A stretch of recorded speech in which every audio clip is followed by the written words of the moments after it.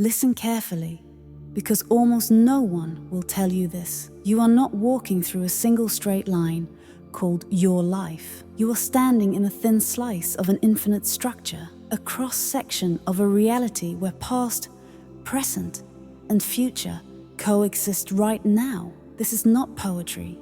This is not metaphor. This is a description of how consciousness actually operates. There is a way to access that larger structure, a way to move in it, a way to choose which version of your future you will experience. Neville Goddard discovered and tested this method. He wrote about it. He demonstrated it. And yet, you will not find this in your school textbooks. You will not hear it in the evening news. You will not see it in standard psychology manuals.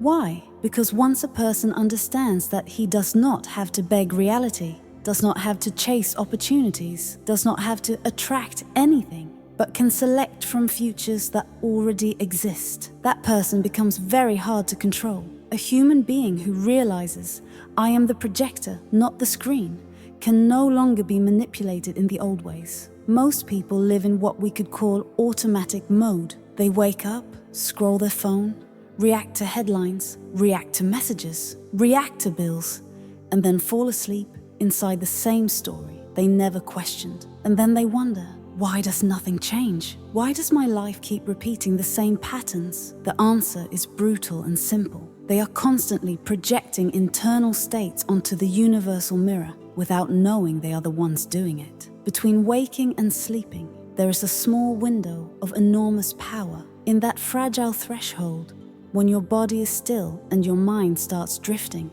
your consciousness can loosen its grip on the physical senses and move dimensionally. In that state, you can step into the scene of a chosen future, participate in it as if it were happening now, feel it as an already accomplished reality. When that happens, the mirror universe has no choice. It must begin to reorganize everything to correspond with the state you have chosen. This is not positive thinking. This is not wishful daydreaming. This is technical use of consciousness. While billions remain locked in a three-dimensional perception of cause and effect, a small minority is already using this law to operate from a higher level of reality. The difference is not luck. The difference is not privilege. The difference is knowledge applied. They discovered that they are the cause, not the effect, the source, not the victim, the projector, not the screen. Humanity lives in a prison without visible walls. This prison is made of unquestioned beliefs, inherited ideas, second-hand concepts about what is possible and what is not. The key to this prison was never held by governments or religions. It has always been inside the mind of each individual. But that key, this precise technology of imagination, was kept for centuries inside small circles of initiates, mystics, and experimenters. They knew something that is only now beginning to echo in modern science. Time, as you experience it, is an illusion of consciousness. In the deeper structure of reality, what we might call the fourth dimension, past, present, and future, are not three separate locations. They are one simultaneous field. You're not marching through time. You're tuning to different segments of it. Neville Goddard, one of the rare individuals who dared to explain this publicly, treated it as a practical science. He tested it on himself. He tested it with others. He documented the method. His works are not vague spirituality. They are manuals for multi-dimensional consciousness. So, why does traditional education reject or ridicule this? Because if the masses discovered that they can literally rewrite their destiny with controlled imagination, the entire structure of social control would start to fall apart. How do you keep people dependent if they realize they are not helpless pieces on a chessboard, but the player who moves the pieces? There is a fundamental truth you must grasp. There is no separate God in the sky issuing orders about your life. What religions call God, what physicists call the quantum field, what mystics call the One, the Source, or the all of these terms point to the same reality. An impersonal, perfectly responsive system, a cosmic mirror that reflects exactly what each consciousness assumes itself to be. This system does not judge you, does not punish you, does not reward you like a parent giving treats. It simply reflects. It was designed with a crucial feature: voluntary forgetfulness. Every consciousness that enters this three-dimensional experience agrees to pass through a veil of amnesia. You forget who you really are. You forget your scope. You forget that you are the one holding the controller. It is like entering a virtual reality game so immersive that, for a while, you genuinely believe you are the character on the screen. This forgetfulness is not a cosmic error. It is not a punishment. It is what allows the adventure to feel real. Because if you remembered at every moment that you are the infinite consciousness behind the game, where would the challenge be?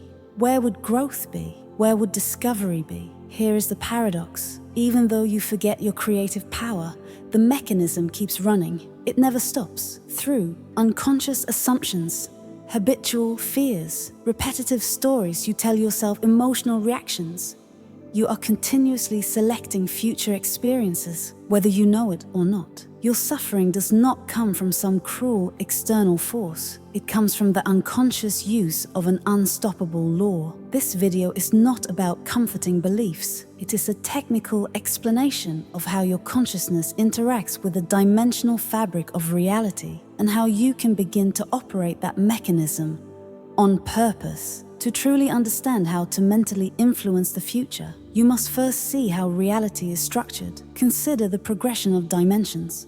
First dimension, a single point, pure existence, but no relationship, like the idea of I am before anything else. Second dimension, 2 points, a line, then a plane, length and width, a world as flat as paper. If you lived here, you could not imagine above or below. Your universe would be a sheet. Third dimension, depth is added, height, width, and length. This is where humans believe they live exclusively, moving through space, touching objects, measuring distances, relying entirely on the 5 senses. But in this 3-dimensional view, time appears as a straight line, past behind, you present where you stand, future ahead of you. And this linear time is the prison, because as long as you think of time as a line, you are traveling along.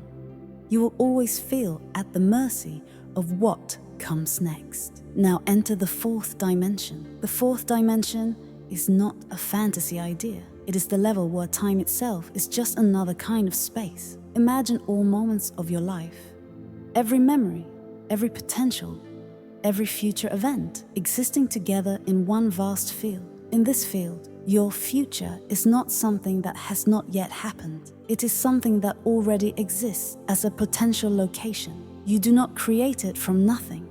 You select it. Just as the 2nd dimension is the shadow of the 3rd, our 3-dimensional world is a cross-section of the 4-dimensional one.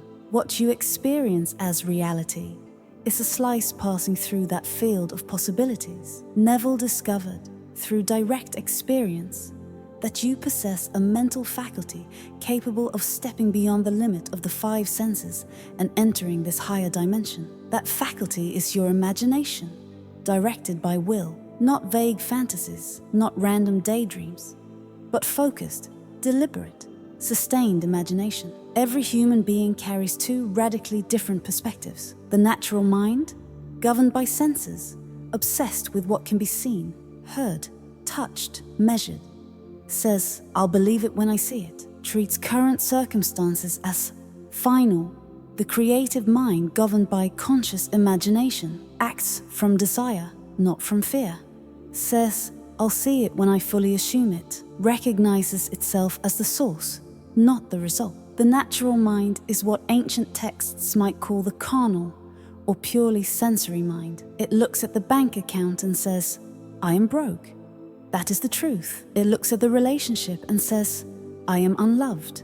That is the truth. It sees illness and pronounces, I am sick. That is the truth. The creative mind operates differently. It uses senses as information, not as a verdict. It looks through appearances and recognizes they are effects, not causes. The habit of trusting only the senses blind you. It is like standing in a dark cave with a flashlight pointed at the same rock wall, day after day, never turning around to see the exit glowing behind you. To awaken the creative mind, You must deliberately shift your focus away from physical facts and anchor it in unseen states until those states feel overwhelmingly real inside. Reality, in truth, is a magical mirror. It has no will of its own, no agenda of its own, no opinion about you. It only reflects. Just as a physical mirror cannot decide what to show you, this universal mirror cannot decide what to project into your life. It simply returns to you the state you persist in being. When someone persists in a new self-concept, I am successful, I am loved, I am healthy, I am free, and they feel this as real, over and over, the mirror has no choice. It must reconfigure circumstances, people, events, so that the outer world matches the inner state. From the three-dimensional perspective, this looks like coincidences, sudden opportunities, chance encounters, dramatic shifts in behavior. From the four-dimensional perspective, it is simply the mirror doing what it always does. Now let's talk about desire. Many teachings treat desire as something to suppress, as if wanting something were a moral failure. But desire is not a mistake. It is the engine of creation. Desire is the signal from the fourth dimension that a specific possibility is calling you. Without desire, nothing moves. You get out of bed because you desire movement. You breathe because you desire life. You watch this video because you desire understanding. Thousands of small desires pass through you each day, but only a few grab and hold your attention. Those deep, persistent desires, the ones that will not go away, are not random. They are messages. They indicate that in the field of the fourth dimension, there already exists a version of you who has what you now long for. To truly desire a state is to already possess it in seed form. This is why we say desire is evidence of already existing fulfillment. The question becomes, will you accept that evidence and assume the feeling of already having it? This takes us to the central technique. Years of experimentation reveal that those who successfully reshape their lives follow a similar pattern. We could call it the fourth dimension method. Step 1. Surgical clarity. You must know exactly what you want. Not, I want to be happier, or I want more money, or I want love. You need something precise, a specific relationship dynamic, a certain level of financial freedom, a particular living situation, a distinct sense of identity. Think of it as programming a very powerful computer. Vague commands generate vague outputs. The four-dimensional mechanism responds to precise state selection. Step 2. Construct a scene after fulfillment. Do not imagine the moment you get the thing. Instead, imagine a scene that would naturally happen after your desire is fulfilled. A casual conversation, a small gesture, a simple moment that implies the goal is already achieved. If it is financial freedom, perhaps a scene where you are calmly discussing a trip you have already booked, or checking your account with a sense of normalcy, not shock. If it is love, maybe a scene where a friend casually mentions how happy you look, or you recall with a quiet smile how far that relationship has come. The scene must say, without words, this is already my life. Step 3. Enter the borderland between waking and sleep. This is the most underrated part. You must bring your body into a state of deep relaxation, lying down or sitting comfortably, eyes closed, muscles loose. Then, as drowsiness begins, you focus your attention on that scene. This borderland, not fully awake, not fully asleep, is where the conscious mind softens and the subconscious becomes highly receptive. It is here that dimensional movement becomes easiest. Step 4. Participate. Do not observe. This is where many people fail. They see themselves in the scene as if watching a movie. They are spectators of their own life, but the subconscious does not respond to that. You must be inside the body in the scene. Look through your imaginary eyes. Hear with your imaginary ears. Feel with your imaginary skin. Experience the emotion in first person. If the scene involves a handshake, feel the texture of the hand. If it involves a hug, feel the warmth. If it involves signing a document, feel a pen, the paper, the slight tension in your fingers. The more sensory detail you bring into this experience, the more real it becomes to your subconscious. And remember, for the fourth dimension, there is no difference between a vivid inner experience and an outer one. Both are equally real. If visualization is difficult for you, use a phrase. In that drowsy state, gently repeat a short sentence that implies fulfillment. Thank you. It's done. This is mine now. Let the words drop slowly, like stones into a still lake. Let the feeling behind them grow. The power is not in the words themselves. It is in the assumption they carry. As you do this, do not struggle to stay awake. Let sleep come naturally. If you fall asleep while occupying the fulfilled state, you are taking that state with you deep into the subconscious layers. That is where the selection is made. But here is what modern culture never prepares you for. This practice demands something that society has almost trained out of you. Sustained inner focus without immediate proof. We live in an age of instant refresh, instant scrolling, instant feedback. The fourth dimension does not operate on your social media timeline. You must be willing to hold the inner state, trust the invisible process, refuse to measure progress by what I see today. In the days or weeks after you begin, the outer world may look exactly the same. Sometimes it may even appear to get worse. This is not failure. This is a test. Will you go back to the old state, or will you insist on the new selection? Most people give up right here. They assume it didn't work, when in reality, the seed has only just been planted. Impatience is the #1 killer of chosen futures. Assumptions work like mental viruses. Once an assumption sinks deep enough, it begins to infect everything. Your posture, your tone of voice, your micro-expressions, your choices, your reactions. People around you pick up on this change unconsciously. They start responding to you differently, offering help, opening doors, reflecting the new version of you. Circumstances begin to bend. Opportunities that never existed before appear. Obstacles that seemed solid suddenly dissolve. The skeptic will say, "It's just coincidence. It's just selective perception. You're only noticing what you want to notice." But the one who has experienced this repeatedly recognizes the pattern. This is the law in motion. Once a new state is firmly assumed, the entire field of your life begins to rearrange to support it. This leads us to the most radical implication of all. If all change begins in consciousness, then there is no external force writing your destiny. None. The future is not a fixed script. It is a collection of already existing possibilities. You choose which one you will live out by the state you maintain today. This realization can feel incredibly liberating or absolutely terrifying, because it means you cannot blame fate. You cannot blame bad luck. You cannot blame the economy, the government, your upbringing, or the stars. You can explain your current conditions with those things, but you cannot ultimately attribute your destiny to them. You are standing in the reflection of what you have been assuming, often unconsciously, for a long time. The quantum field, the all, the source, whatever name you prefer, has no personal agenda about you. It is not out to get you. It is not out to test you. It awaits your selection. You are not its servant. It is your servant, perfectly faithful to every state you claim as your own. The greatest trap is this: people keep looking outside to decide what they should feel inside. They check the bank account first, then decide if they are secure. They look at a partner's behavior first, then decide if they are loved. They examine physical symptoms first, then decide if they are healthy. That is like staring into a mirror, waiting for your reflection to smile before you do. Real transformation flips this around.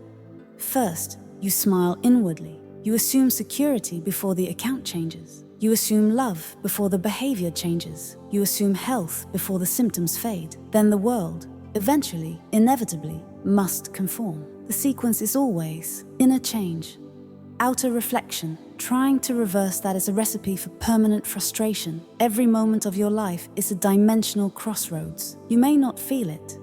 You may not see flashing lights or dramatic signs, but in every reaction, you are making a choice. React from your old story, and you carry the past into the future. Respond from your chosen state, and you select a new future. The first path repeats the known. The second creates the unknown. You have been free all along.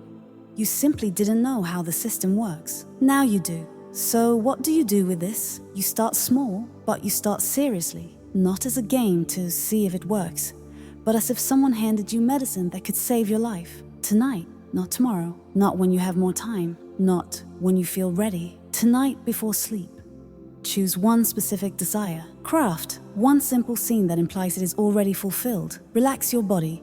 Close your eyes. Enter that scene. Feel it. Live in it. Let sleep overtake you while you are still in it. Do this again and again and again. Do not dig up the seed every day to see how it is doing. Do not measure progress by what happened this week. Measure it by how consistently did I assume the new state? How loyal am I to the future I have selected? The outside world will do what it does. People will continue to project their old stories on you. Circumstances will try to pull you back to the familiar. That is part of the test, not of the law. The law is mathematically precise. It is a test of your ability to hold the inner selection. Each moment, the choice is the same. React to what your senses show you and perpetuate the past, or respond from the future you have chosen in imagination and let the world catch up. You inhabit a mental universe. Consciousness is the only substance. Imagination is the only power. Everything else, every object, every situation, every event is an echo. You're not here to be a victim of echoes. You are here to choose the sound. The future you will live already exists in all its possible variations in the fourth dimension. The only real question left is, which version are you going to select? On purpose. And that question cannot be answered with words. It can only be answered with practice.